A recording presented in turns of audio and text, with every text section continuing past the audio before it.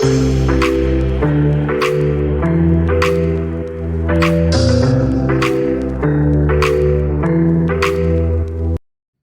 to Real Estate Resource. Thanks for stopping by. Don't forget to like, subscribe, and hit that notification bell so you'll know when new videos are available. I really hope you enjoy this one. Okay, so today we're going to talk about is the mandatory disclosures, the mandated disclosures that come from the state of California that are referenced in paragraph 11 of the RPA, and that's what we're going to discuss today. And a couple of the disclosures, what I'm going to use is the draft versions that are going to come out in June. Just because we're so close, it doesn't make sense to go over the form that's going to change. So you'll see a couple that are drafts just because there's some slight changes, some minor changes that are going to happen come June. So I wanted to make sure that we were referencing those there since this, video is now. So, all right. Any questions before I share my screen? No. All right. Let's get right to it. First one we're going to talk about today is the lead-based paint. So you guys should be able to see the lead-based paint hazards. This form is required, regardless of what kind of sale it is. It doesn't matter if it's a trust sale that the successor trustee is selling. It doesn't matter if it's a probate. It doesn't matter if it's an REO. Every sale for a property that was built prior to 1978, that is 1 to 4 units, requires a lead-based paint and paint hazards disclosure to be provided from the seller to the buyer. There are 0 exclusions from this, unless it's built after 1978, right? So if you have a house that was built in 1985, you're not required to do it. So pre-78, which is a big chunk of the properties that we sell, obviously, in our marketplaces that we work in, the big chunk of them are built before 1978. So this is going to be a very common disclosure for you. Now, this disclosure, again, is filled out by the seller. So, like all other disclosures that we're going to talk about, is the way that this is approached to the seller is: are you, the seller, aware of this, right? So you look at it. The following terms and conditions are hereby incorporated and made part of the purchase agreement. That's what they're going to be part of, right? Or you have to do these. You're supposed to do a lead-based paint disclosure with your rental agreements also. It's going to have the property address, the buyer or tenant, and the seller or housing provider, as they're called now when you're renting out a property. Lead warning statement: sale or purchase. Every purchaser of any interest in residential real property on which residential dwelling was built prior to 1978 is notified that such property may present exposure to lead from lead-based paint that may place young children at risk for developing lead poisoning. Lead poisoning in young children may produce permanent neurological damage, including learning disabilities, reduced intelligence quotient, behavioral problems, and impaired memory. Lead poisoning also poses a particular risk to pregnant women. The seller of any interest in residential real property is required to provide the buyer with any information on lead-based paint hazards from risk assessments or inspections in the seller's possession, and notify the buyer of any known lead-based paint hazards. A risk assessment or inspections for possible lead-based paint hazards is recommended prior to purchase. So what it's saying is, hey, seller, if you have this stuff, give it to us. If you don't have to go do it. But it is saying to the buyer, hey, we're recommending on this property built prior to 1978 that you should do a lead-based paint inspection and assessment. Don't do that. If your buyer absolutely wants to, you can't stop them from doing that. The problem is that it's a costly inspection. If it does find out there's lead-based paint, the remediation for the lead-based paint is huge undertaking and expense, and it's it's going to be an issue. So, I wouldn't be one of those that says, hey, we need to check for lead-based paint. But again, if you're going to show this to your buyer, you've got to know, they have got to know what it says in the form. And the form says you're advised to do this risk assessment. Okay. This is the lead warning statement for if it's a lease or a rental. This house was built before 1978 and may contain lead-based paint, blah, blah, blah, the whole thing. Before renting pre-1978 housing, lessors must disclose the presence of lead-based paint and or lead-based paint hazards in the dwelling. Lessees must also receive federally approved pamphlet on lead poisoning prevention. Okay, so if you are renting pre-1978, you're supposed to provide them with that pamphlet. The EPA's lead-based paint renovation, repair, and painting rule. The new rule requires that contractors and maintenance professionals working in pre-1978 housing, child care facilities, and schools with lead-based paint be certified, that their employees be trained, and that they follow protective work practice standards. The rule applies to renovation, repair, or painting activities affecting more than 6 square feet of lead-based paint in a room or more than 20 square feet of lead-based paint on the exterior. Enforcement of the rule began October 1st, 2010. See the EPA website at www.epa.gov//lead for more information. So technically, in a pre-78 house, anybody that's doing, any contractors that are doing any kind of renovation or painting that is more than 6 square feet of the property are supposed to be certified in how to handle lead-based paint. Okay? So that's why it's important, again, to hire contractors. When sellers, homeowners, investors are hiring unlicensed people, contractors that don't have any kind of insurance, training, or licensing, the seller is now becoming the contractor in that case, and they're taking on the responsibility of all of these things. So if a contractor, if a seller or an owner does the work on their own and they don't do these things properly and it leads to an issue with lead-based paint, they could be held responsible. And like you said, you don't want to be held responsible for, impairment of a child's development because you had lead-based paint in the house and didn't disclose things properly or do work properly. So it's just something to know, right? Okay, so here is the seller's or housing provider's disclosure, right? This is their actual disclosure. It says, we have no knowledge of lead-based paint or lead-based paint hazards in the housing other than the following. So if they have no knowledge of any lead-based hazards or lead-based paint in the property, you leave those 4 lines blank. The only time you're going to fill this section in, you're not going to write nothing, doesn't apply, no lead, nothing. You're going to leave it blank unless they know that they did some renovations and they found lead-based paint and they did the remediation. Okay? Otherwise, it's blank. It's blank, blank, blank. Don't write anything there that does not reference back to how they know that there may be lead-based paint hazards. Okay? Second section. We have no reports or records pertaining to lead-based paint or lead-based paint hazards in the housing other than the following, which previously or as an attachment to this addendum have been provided to buyer or tenant.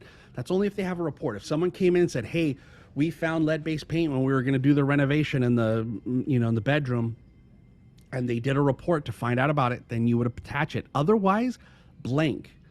If your seller has no knowledge, no reports, this section, paragraph 1, there is nothing for you to write in. Don't write anything. Leave it blank.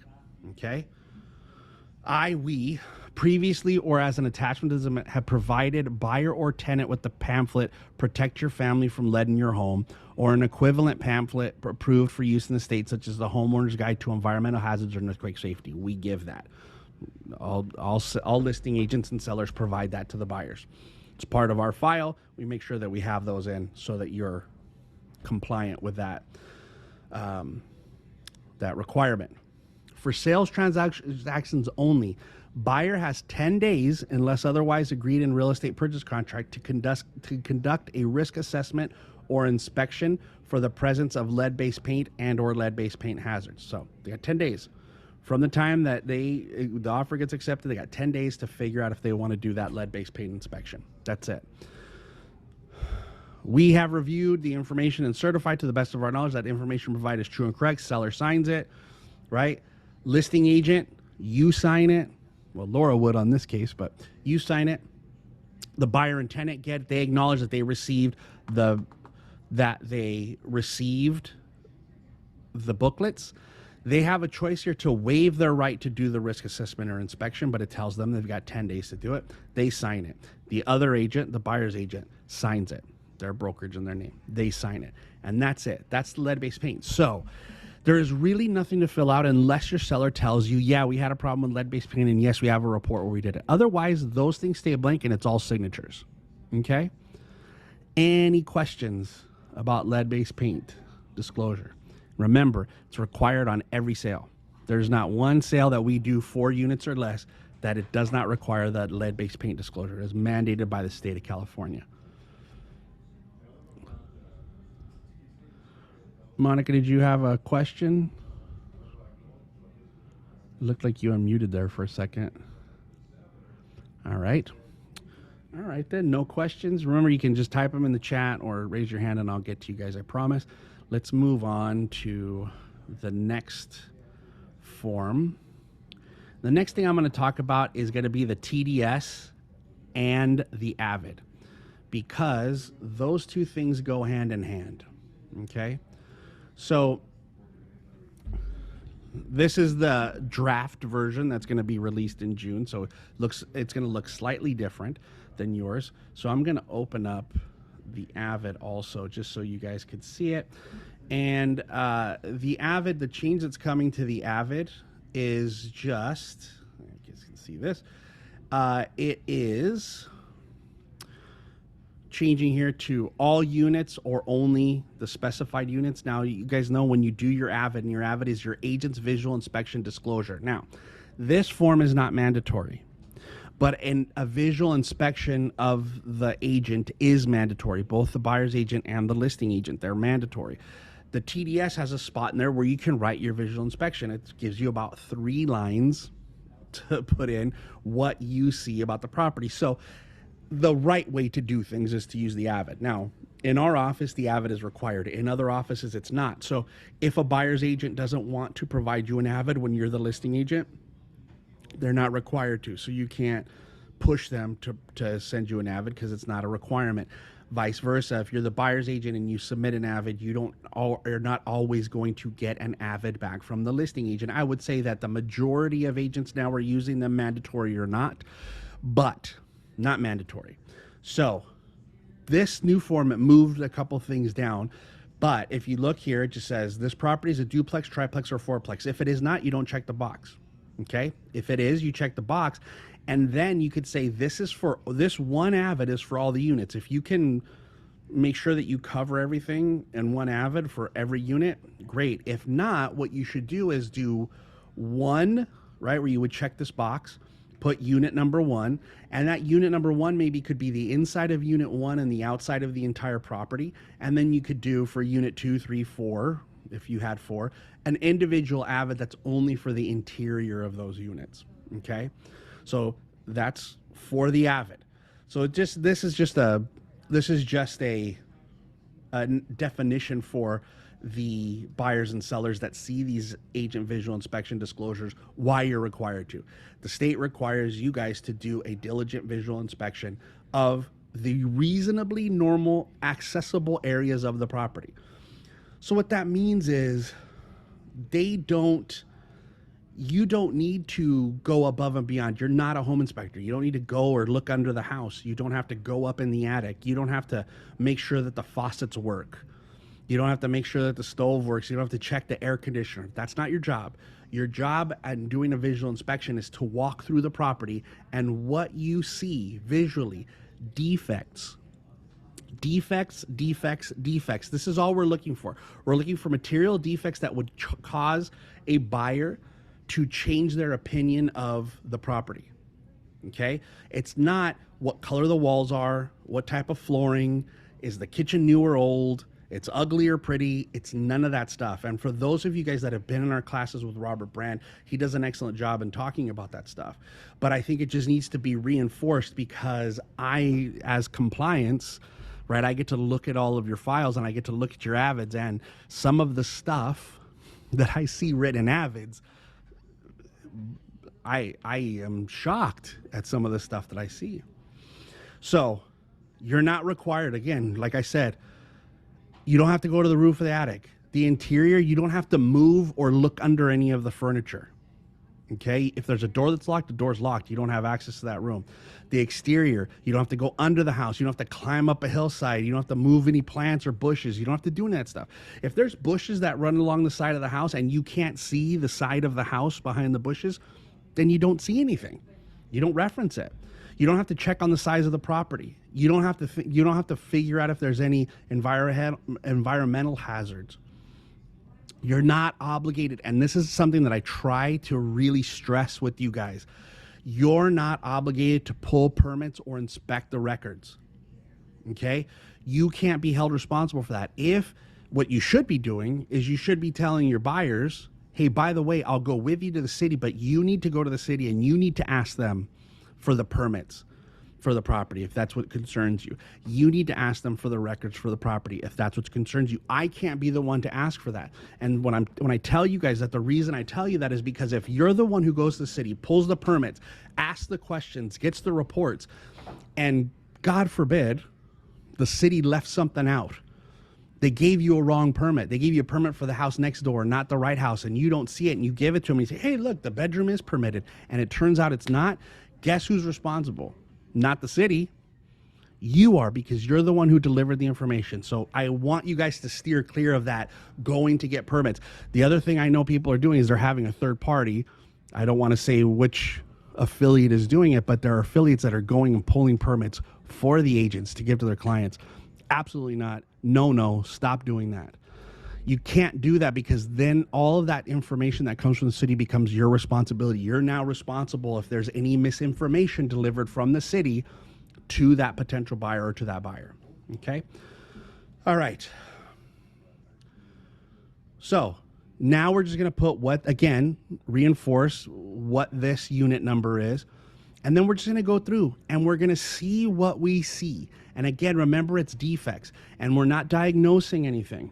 It's not diagnosing. It is just what it is. So if there's a crack in the wall, it is not a small crack. It's not a large crack. It's not a giant crack. It's not a stress fracture. It's a crack. I don't care if it's an inch wide or if you can barely see it. It is a crack. If there is a hole in the wall and you could clearly see that somebody opened a door too hard and shoved the doorknob through the wall, I don't care. There is a hole in the wall, not a hole in the wall caused by the doorknob. If there's nail holes in the wall because they had pictures hanging up and they've taken them down and now there's just little holes in the wall, it is holes in the wall, not little. If there are stains on the ceiling in each of the rooms that I go through, they are not water stains, they are just stains. Period. End of story. They're not big stains, they're not small stains, they are stains. So what we have to try to do as agents, when we start going through these rooms and writing down our notes for visual inspections, is take all of the adjectives out of our vocabulary for the moment. Do not use anything that is descriptive. No adjectives, right? So it's just crack, stain, hole. That's it.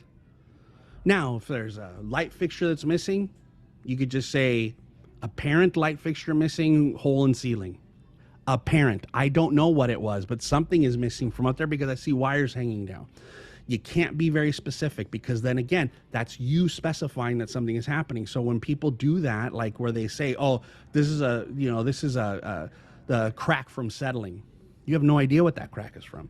Or if there's a stain in the ceiling, you say, oh, it's a water stain in the ceiling. We don't know that. What if somebody dropped a can of paint in the attic and it left a stain through the ceiling? Again, no diagnosis, no opinions, just the facts. Now, if I walk into a room, I walk in the living room and it's perfect. I can't see anything to me that I would consider a defect. Then I'm not going to name anything else. I'm just going to say nothing to note. I'm not going to say looks good, because again, that's my opinion. I'm not going to say outdated or updated. Again, my opinion.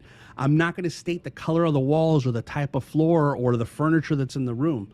I'm not going to do that stuff, because that's not what this is. This is strictly for us to notice any defects in the property and make sure that everyone's aware that those defects exist. Now, most people are going to see the same thing, but it's our duty still to do this.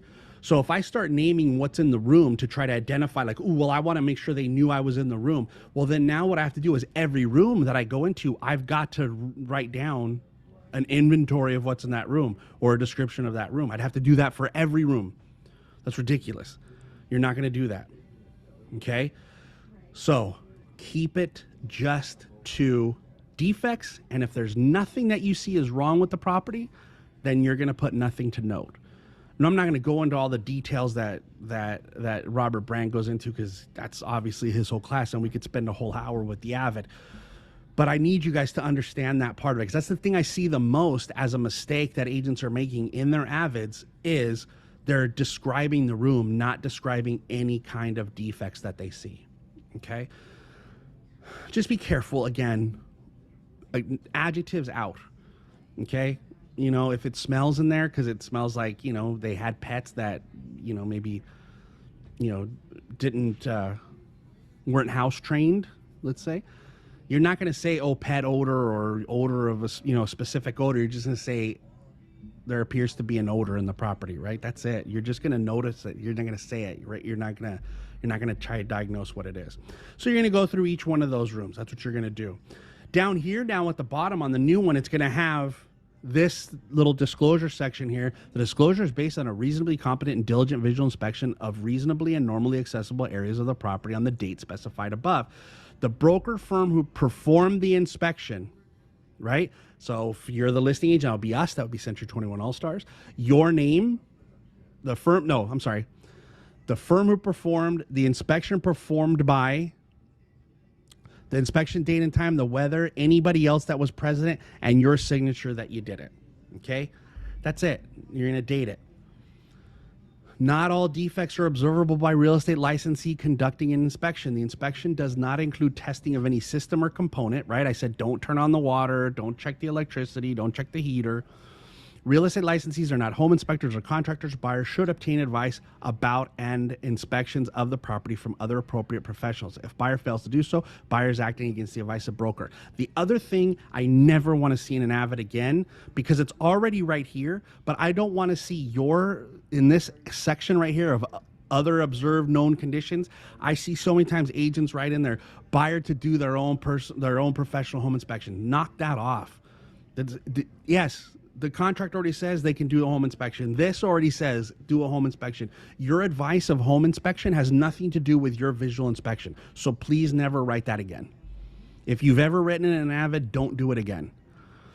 And again, I see this stuff and I'm thinking what we're doing is we start to open ourselves up to stuff. One of the other things, and I think Robert Brand has mentioned this too in his class, is the photograph stuff. Stop taking photographs and attaching it. I've seen agents do that too. They're doing their avids with Glide and they're taking photographs and attaching those photographs. There's no need for that. It is a visual inspection. Your photograph doesn't change like it's more disclosed because you put a photograph. As a matter of fact, those photographs, when you take stuff and you put it in, could be showing that you didn't disclose something that was visually there. So stay away from the pictures, okay? Again, this is not a major thing that you're being held to, but if we use the wrong terms, the wrong verbiage, then it could come back to us because we're directing people the wrong way. The other thing is don't do your avids while the home inspection is happening, because the home inspector is going to be doing more things than you would be. They're going to be looking behind stuff. They're going to be going into the house. They're going to be talking to you. And if you see those things or they say them to you, then you've got to start referencing them in your visual inspection. So don't do it during the home inspection. And the reason I wanted to talk about this with the TDS is because we have to remember, guys, and I'm going to open the TDS next, is all of these disclosures that we're talking about right now, by default in the contract says the seller has to provide these to the buyer within 7 days of acceptance, okay? And since we talked about at the beginning that this is part of the TDS, basically, your visual inspection, if you don't do your visual inspection and deliver it within the first 7 days with the rest of the TDS, an argument could be made that the buyer has received incomplete disclosures, means both buyer and seller's agent, okay? So if on the TDS, and I'll show you in a moment, you've checked the box that says the agent's visual inspection is going to happen on this form as opposed to right there on the TDS, this has to accompany the TDS in the first 7 days. Both buyer's agent and listing agent. I know it's a lot easier for the listing agent because generally they've done this visual inspection early, they've done the disclosures with the seller, they've already attached it and they can send that out. For the buyer's agent, I apologize, but you guys are lazy and you wait. You got to get it done in the first 7 days. I know agents, unfortunately, in this building that don't do their avid until they're reminded that they have to have an avid to get paid, which means they're doing it way after disclosures have been signed. They're doing it way after everything's almost finished. Please, this is just, I'm begging you guys.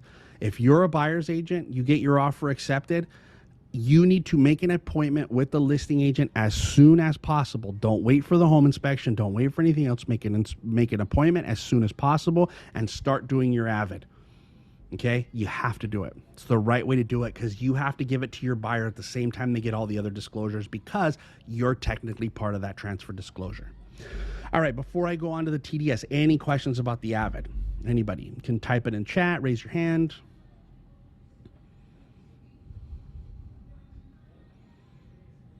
No, you guys got it? Either I'm an amazing teacher or I have confused you to no end, but I am going to move on anyway, and we're going to go look at the transfer disclosure. Ooh, where is my TDS? Hold on. Where did I do it? Oh, right here. It's back here already. All right, so you guys should be seeing a TDS. I hope that's what you're seeing. So this is a transfer disclosure statement. Again, this is the draft for the changes that are going to come in June when the new one comes out. I didn't want to do this training on a form that's going to be, in a couple weeks to a month is going to be changed. So I wanted to do it on the draft form. Okay, so just like with the SPQ, there's now up here it says for all units. They changed that, right? So if this is a duplex, triplex, or fourplex, we got to check that box. And if it is going to cover all the units, then we do one. If not, we get to check the box and we're going to put what unit this TDS is for. Okay. Now, this from this section down where it says seller's information, that is for the seller and the seller only. You guys aren't supposed to check it. Look at you are not supposed to do anything. Everything is for you is from here down to seller's information. Okay. This statement is a disclosure of condition of the above described property in compliance with 1102 of the Civil Code as of whatever date we filled this out. It is not a warranty of any kind by the seller or any agent representing any principal in this transaction and is not a substitute for any inspection or warranties the principals may wish to obtain. So what it's saying is, hey, here's my disclosure. Just because I provide this disclosure to you does not mean you, buyer, do not have to do inspections or investigations. As a matter of fact, we want you to do more because as this thing goes through, it'll say that I might not know, right? This is all subject to what the seller knows. And one of the reasons I try to stress with you guys as the listing agents that you should be the one that sits down and does these disclosures with the sellers is because we're the licensees. Ultimately, what gets disclosed or gets left out of the disclosures, if it turns into an issue, it's going to be our responsibility, not our assistants, not our transaction coordinators, none of those people. It's going to be us. So with disclosures, I think it's really, really important that either we're in the room involved to be able to answer questions, since it's our license that is on the line and is one that's supposed to be protecting the client and guiding them through this process, or we just do it ourselves. And if we're going to do it, what we do is we just print 2 copies of this, and then we just sit next to them and we ask them the questions and have them check the boxes on their copy. And that's all we do. We don't have to keep it. We don't have to do 2 copies. So we have something to guide ourselves along with and say, okay, we'll go through these questions and we'll talk about it a little bit as we go through these. The real estate transfer disclosure statement is made pursuant to 1102. Other statutes require disclosures depending upon the details of the particular real estate transaction. For example, special study zones or purchase money liens on residential property.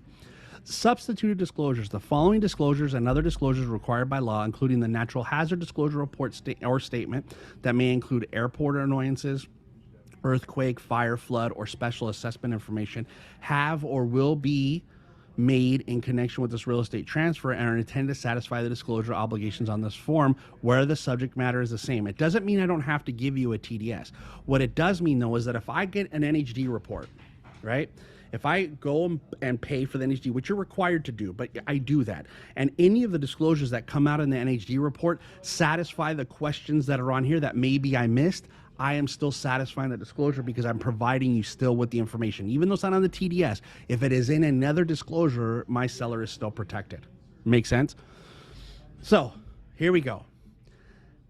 These are the things that are going to be included with Inspection reports completed pursuant to the contract of sale or receipt for deposit. So any other inspection reports that I may have had from previous escrows, I can check the box and I can include those. Any inspection reports that I've done on myself or any disclosures that I may have done that are not, you know, normal or addition, I can check the box here. Or if there's no substituted disclosures for this transfer, this is going to be my disclosure and then the other disclosures that are required. That's it. That's all that means. So if you don't have any other reports or anything to give them, then don't check anything. You just check this box down here, and that's it. Now, this is where we move on to the questions to the seller. The seller discloses the following information with the knowledge that even though this is not a warranty, prospective buyers may rely on this information in deciding whether and on what terms to purchase the subject property. Seller hereby authorizes any agent representing any principals in this transaction to provide a copy of this statement to any person or entity in connection with any actual or anticipated sale of the property. That's it. Anybody that we're going to go into escrow in or potentially going to escrow with, we could give it to them. You could give all these disclosures from day one with your counter offers. You don't have to wait until the first 7 days. You could say, here's a counter and here's all the disclosures. You could do that from the very beginning. Let's see what we have here. I got a couple questions. But do they have to submit the reports within a certain number of days? Well, anything that the seller is going to provide to the buyer by default has to be provided within the first 7 days. So if you have something, it's just going to go with this. Everything has to go in the first 7 days. Everything. Everything that the seller has agreed to provide to the buyer has to be done in the first 7 days. Let's see. How do you transfer disclosures on units where tenants are not collaborating, where listing agent asks for submit offer subject to inspection? For you guys as agents with the tenants that aren't cooperating, then you'll have to put in there that agent did not have access to the property. Tenants were uncooperative. You can't do a visual inspection of something you can't see. As far as what the seller is going to disclose, the seller should have some information, at least for a request for repairs from their tenants, things like that. And they can, again, disclose what they know. If they haven't been in the unit, but they do know that, hey, I've sent a plumber for this, or I've done this type of repair, then those are the things that they're going to disclose. Okay? All right. The seller discloses the following. Okay, we already went through that. Okay, the following are representations made by the seller and are not the representation of the agents, if any. The reason it says agents, if any, is because this disclosure is required even if this were a for sale by owner where there were no agents involved. If there is a transfer of residential real property in the state of California, this disclosure is required unless it is a probate, a REO, or a trust sale with a successor trustee as the seller. Otherwise, it's required even if there's no agent. And that's one of the things that, again, little salesy stuff, is when we're having conversations with for sale by owners that are true for sale by owners, right? Not agents pretending to be for sale by owners. We have to make sure that they're aware of what are the requirements as far as disclosure goes for them, because they're not exempt from it just because there's no agent involved. Okay? So remember that. Okay, next it says seller is or is not occupying property. That is just a question to find out if the seller lived there or didn't live there. It doesn't change their requirement of disclosure. If I own a property for 20 years and I don't live in it for whole 20 years, right? I rented, it's an income property for me, or I live in the property for 20 years.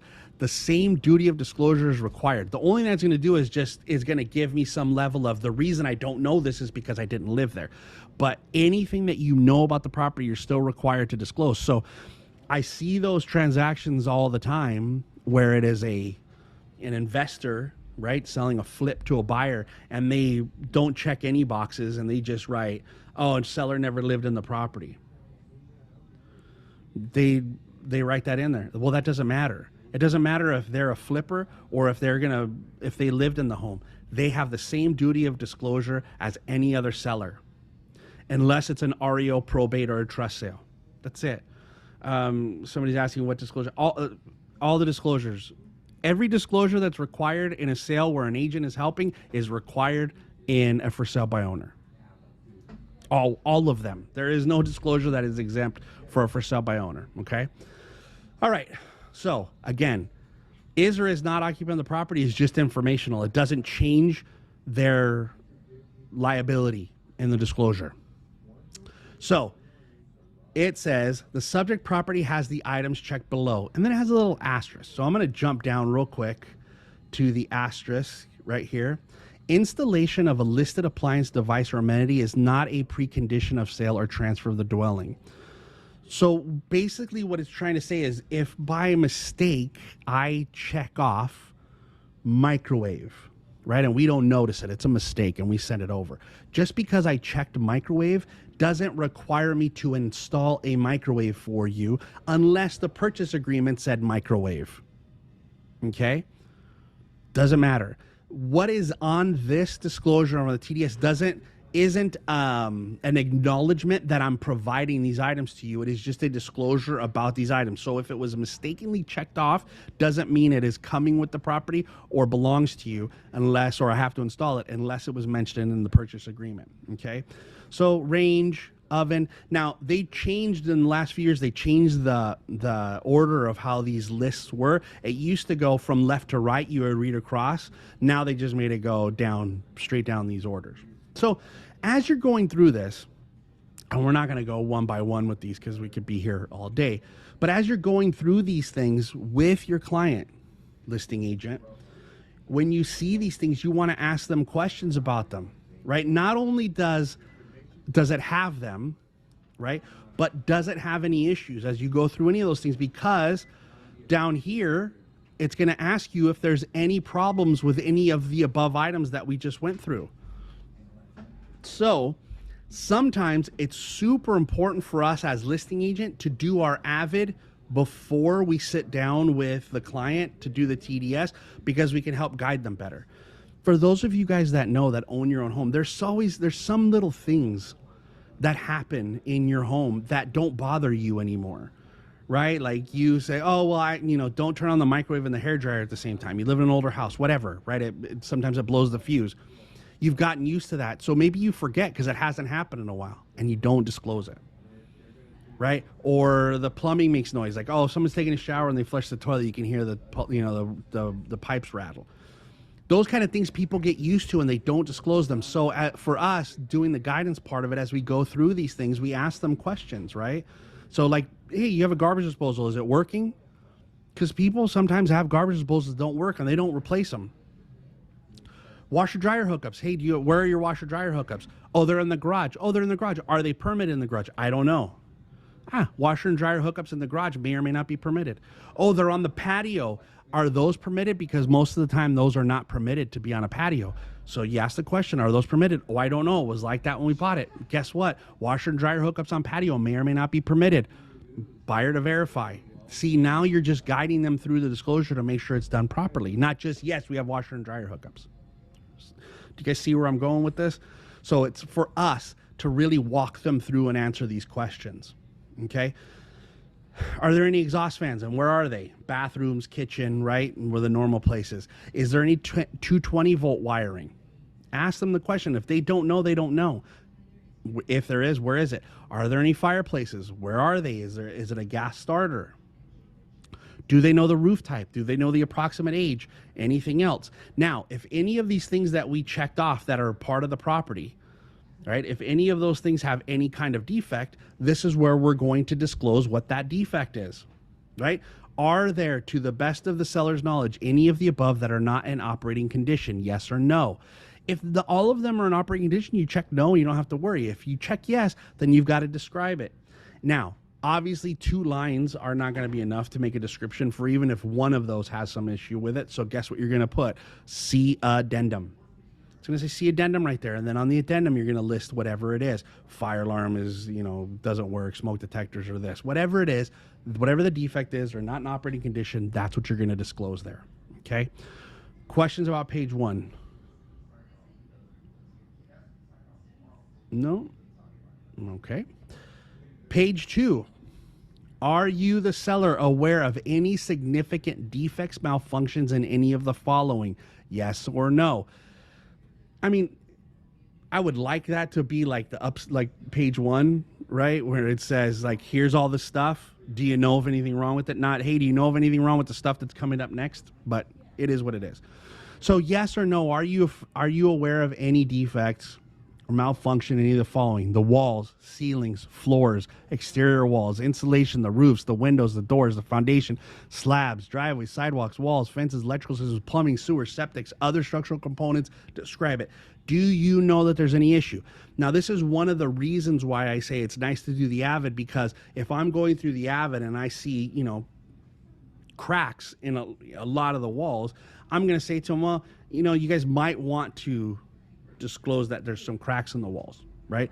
Or if there's something wrong with the floor, you guys might want to you might want to disclose that. I can help them kind of in that area, because again, sometimes you forget, you become blind sometimes to the defects of your own property because you live in it and you see it every day, and it doesn't register the same way it would as if a buyer is seeing it for the first time. So the conversations we have with our sellers when they're filling out these forms is, I need you to think about your house as you're seeing it for the first time as a buyer, and what things do you think it would be important for a buyer to know in order to make a decision to purchase your property. Because the clearer that we are in these disclosures, the clearer we are, the more protected the seller is, the more as is. I know you guys love to write as is on your counter offers, but remember, as is subject to the disclosure from the seller and the inspections done by the buyer. So the more I disclose, the more as is the sell becomes, because I'm telling them everything that may or may not be a defect of the property. There's nothing that we're hiding. There's no secrets. Okay. Are you, the seller, aware of any of the following? Again, this is just questions that, are you aware of it? If they're not aware of it, they don't have to go figure it out. They don't have to go find out. They don't have to investigate it on their own. They're just asking the question, are you aware?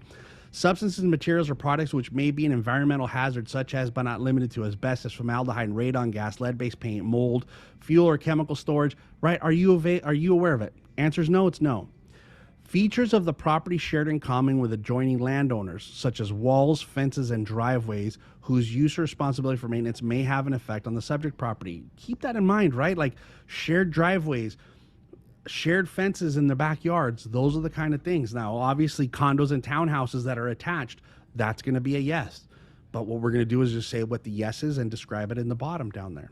Any encroachments or easements, if they know there are some, then yes. If they don't, then it's no. Room additions, structural modifications, or other alterations or repairs made without necessary permits. Now, these two questions, 4 and 5. 4 is there anything done without permits? The second one is there anything done without compliance to building codes? Those two don't always have to be yes. So let me explain. If number 4, I just didn't get the permits, but I made sure that my contractor did everything to code, we just didn't order those permits to finish, I can say yes to the additions were made without permits, but I can say no to it being done not in compliance with building codes. But vice versa, I can't say no to number 5 or yes to number 5 and no to number 4, because that's not possible. I can't have done any additions or modifications that are not to building codes and got a permit for it, right? So 4 can be a yes and 5 can be a no, but if 5 is a yes, 4 has to be a yes. Does that make sense? Anybody have any questions about that? Just, I know that's, just a question. I know it looks like it's the same question, but it's a little bit different. Now this is the reason why this is the draft. There's a little note here. If transferor acquired the property within 18 months of accepting an offer to sell it, transferor shall make additional disclosures regarding the room addition, structural modifications, or other alterations or repairs on a seller property questionnaire. We're going to talk about that later. It looks like that might be next Thursday, but we'll see. Okay, so that's the new law that goes into effect also in July, that says that if you are a person that is selling a property that they've owned for 18 months or less, you've made repairs or alterations to the property, you have to disclose what repairs and alterations that were made, how much it cost for those repairs and alterations, and who the contractors were that performed that work, contact information and everything. Now, that kind of was already required as a disclosure. If I did work, right, I needed to give them the contractor's information, right, to help with warranties and things like that. And it was in my best interest as a seller, because once I give the contractor's information to the buyer and there's an issue with the work that they did, the contractor warranties that. I'm off the hook. Okay. Now they're changing it. They're putting it in as a specific disclosure about people with 18 months. The only change to that disclosure is that if you've had it less than 18 months, you've got to give the name and contact information and the amount that the work cost. That's it. And that's going to be referenced on the SBQ. The rest of these questions, right, we can go through fill, any settling, any of these. The questions are yes or no, are you the seller aware? That's it. It's not let's go find out, okay? Anytime that there's a yes, I've got to explain that yes down here in these lines. If there is not enough space, then I would put C addendum, and it would be addendum number 1 to the transfer disclosure. Seller certifies that property as of the close of escrow will be in compliance with the health and safety code of having operable smoke detectors, which are approved, listed, and installed in accordance with state fire marshals regulations and applicable local standards. We're going to do that in the first 7 days. Obviously, that's based on what the purchase agreement says already. The seller certifies that the property as of the close of escrow will be in compliance with 19211 of the Health and Safety Code by having a water heater tank braced, anchored, or strapped in place in accordance with applicable law. We've already agreed to that in the purchase agreement. It's just referencing it back here again, because if the property doesn't have a TDS, there's a separate form for the smoke detectors and the water heaters. And that's why it's referencing it here, so that we don't have to include that form for smoke detectors and water heaters in addition to the transfer disclosure. Seller signs that they've answered the questions to their best of their ability. That's it. Property address, again, the date. Here is the agent's inspection disclosure to be completed only if the seller is represented by an agent in this transaction. So again, remember, this is required even if it's a for sale by owner. But now if there's an agent, this is the agent section.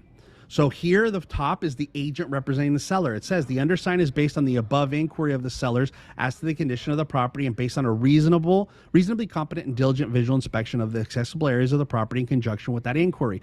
States the following. This is for the agent.